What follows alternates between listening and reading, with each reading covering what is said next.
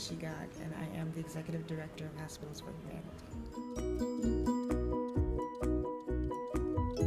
I am a registered nurse. I am a trauma nurse, and I worked in an emergency room back in the U.S. And at that time, I met Shegan Ajayi, and he was a young, aspiring undergrad student who was spending his summer as an intern in our emergency department. So I was able to train him on some of the trauma aspects and things that he would learn prior to going to medical school. So we built a relationship during that time. I think he wasn't maybe 20 or 21 years old at that time. So we built a relationship, and he accepted me as his family. So we started doing things together, with his family. I would go to reunions with his mother and his aunties and stuff. So we became kind of brother sister. And then as he went on to medical school and became a doctor and had this concept to create an organization, he said, of course, I want you to be a part of this organization. So I've been a part of this organization since its inception. It's very important because not only are we mentoring others, we're educating, we're not just taking care of people, because anyone can take care of people, anyone in our profession can take care of people, but we go beyond that and we mentor and we culture and we educate, and we want to bring up other healthcare professionals so that they'll be able to do this on their own. And to me, that is my passion. The teaching, the mentoring, the nurturing, that's more important than just putting a Band-Aid on someone or something like that.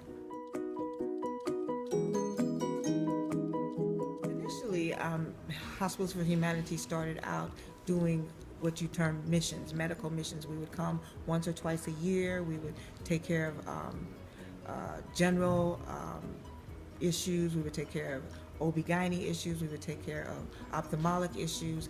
So we kind of focused our program now.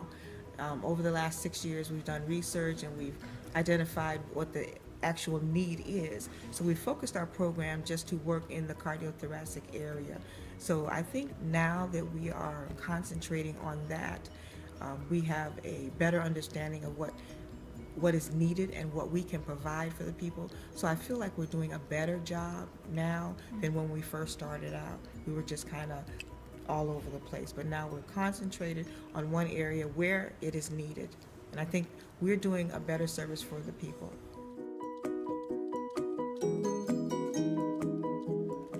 In Anambra State, I had the opportunity to take care of a mother of a child, and we had at that time a mission set up, and it was very broad-based, and there was different areas that she needed to have treatment in OB-GYN, she needed to have general medical, she needed several different areas that we treated, so it was like an all-day visit for her.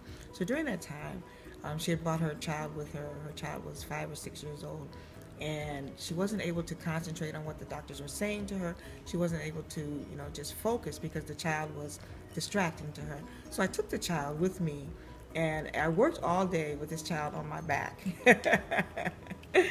So at the end of the 8 hours, when it was time for the mother to, go back to her home, the child had become attached to me, and she didn't want to go.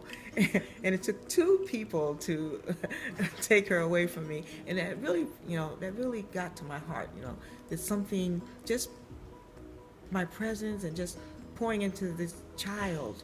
If this one child, if I could make a difference in one child's life at a time, I could make a difference in a nation.